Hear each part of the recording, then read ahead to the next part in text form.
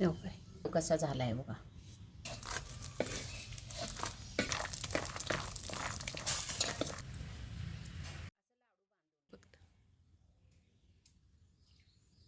पावसाळा चालू झालाय.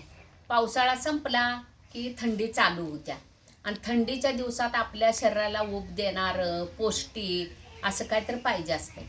म्हणून आज मी साजूक तुपातलं हिरव्या मुगाचं 1 किलोचं लाडू बनवणार. मूग तर पौष्टिक असतातच आणि त्यात तूप घालून मी लाडू करणार. बघा, दररोज एक लाडू खाल्ला की थकवा पण जाणवत नाही आपल्याला. हे 1 किलो हिरवं मूग घेतल्यात आणि 1 किलो हिरव्या मुगाला 3 पावशेर गूळ घ्यायचा, थोडं काजू, बदाम आणि डिंक आणि थोडं वेलची पूड घ्यायची. लाडू करायच्या अगोदर आपण मूग भाजून घ्यायचं. मूग भाजून घेतलं की लाडवाला खमंगपणा येतोय. जी कच्चापणा मुगाचा असतोय का नाही ती निघून जातोय भाजल्यानंतर. कढई गरम झाल्या, मूग भाजून घेऊया.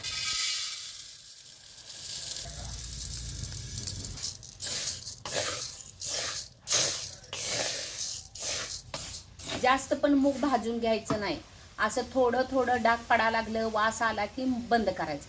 कारण आपल्याला परत पीठ आणि तुपात भाजायचं असतं, म्हणून जास्त मूग भाजायचं.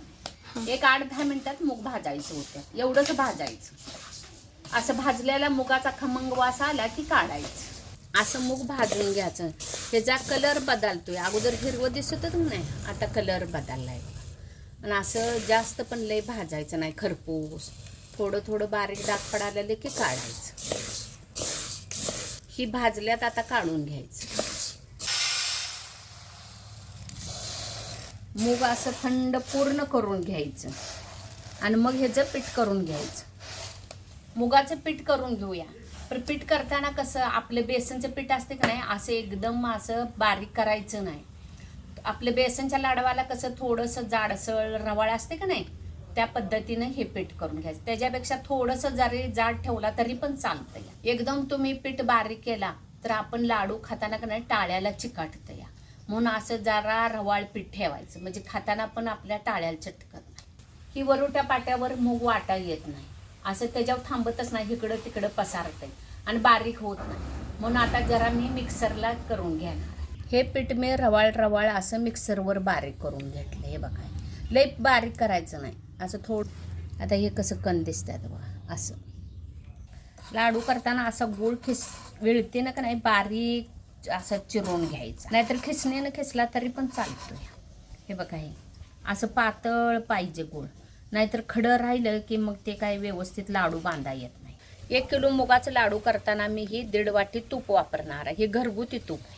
आता ही 1.5 वाटी तूप आहे. लाडू बनवताना कोण जास्त गोड खाते, गोड कमी खाते, त्याप्रमाणे तुम्ही गोड घ्या. आता मी 1 किलोला 3 पावशेर घेतलाय, नाहीतर तुम्ही अर्धा किलो घेतला तरी पण चालतंय. आणि बरोबर घेतला का नाही मग जास्त गुळाचं प्रमाण जास्त होतं. मग असं लद लाडू होतात. म्हणून कधी मुगाबरोबर गुळाचं प्रमाण घ्यायचं नाही, थोडासा गुळ कमी करायचा. लाडू करताना तुपाला काही प्रमाण नसतंय, जास्त कमी आपण घालू शकतोय.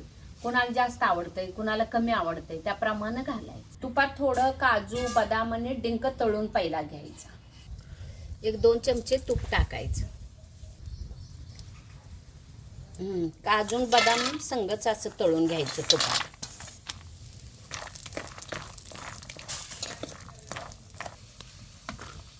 त्याच तुपात डिंक तळून घ्यायचा.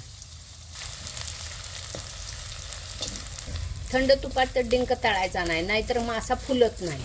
कडक तूप केलं का नाही आणि डिंक टाकला की असा फुलून येतो.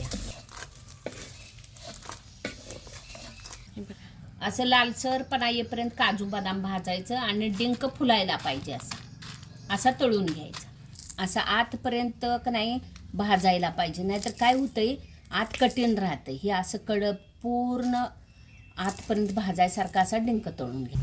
त्याच कढईत थोडं तूप टाकून पीठ भाजून घ्यायचं. हे 1 किलोचं पीठ आहे, मला एकदम भाजता येत नाही, म्हणून थोडं थोडं करून मी भाजून घेणार. आता ह्यातलं निम्मं पीठ ह्याच्यात घालायचं.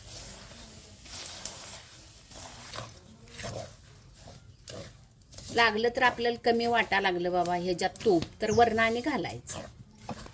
अजून थोडंसं मी तूप टाकतो ह्याच्यावर. जेवढं जास्त तूप घालशीला तेवढं मऊसूत लाडू होते ते.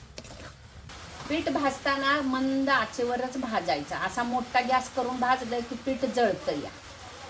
असं मंद आचेवर भाजले का नाही आतपर्यंत पीठ भाजते. नाही म्हटलं तर 10-15 मिनटं पीठ भाजायला. आणि महत्त्वाचं म्हणजे मंद आचेवर भाजायला आलं का नाही असं पीठ फुलून येतं या. आता बघा तुम्ही बघा मगाशी पीठ कसं होतं आणि आता हे किती फुललं या. जसं भाजत येईल तसं हे पीठ कसं फुलायला लागलं आहे बघा. पीठ जराच मगाशी दिसलं आता फुलल्यावर किती होतंय बघा. व्यवस्थित असं पीठ भाजून घ्यायचं. व्यवस्थित पीठ भाजले आता उतरून घ्यायचं. आता थोडं पीठ राहिलंय ते पण तुपात भाजून घ्यायचं. कुठलं पण लाडू करताना घाई गडबड करायची नाही.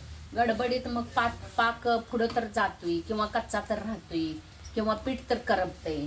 म्हणून लाडू करताना का नाही वेळ काढूनच लाडू करायला घालायचं म्हणजे बिघडत नाही. लाडू करताना पिठाचं साखरेचं किंवा गुळाचं असं प्रमाण व्यवस्थित असलं का नाही मग ते लाडू चांगलं होतं. भाजताना पण बघा त्याची पण पद्धत व्यवस्थित पाहिजे तरच लाडू खमंग होतोय. राहिलेलं पण पीठ व्यवस्थित भाजले हे काढून घेऊया.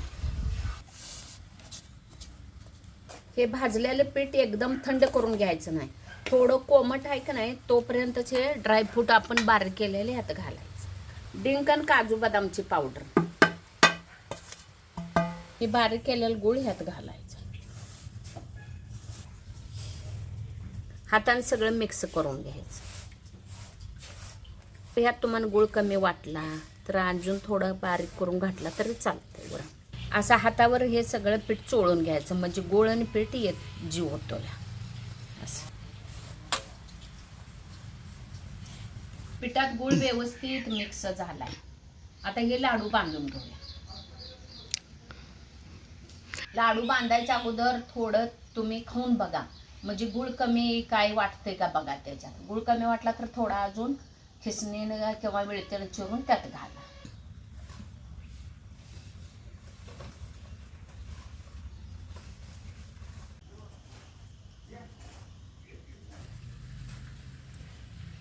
असं लाडू बांधून घ्यायचं. लय मोठा नाही लय लहान नाही असं व्यवस्थित प्रमाण असलं की व्यवस्थित लाडू होत्या.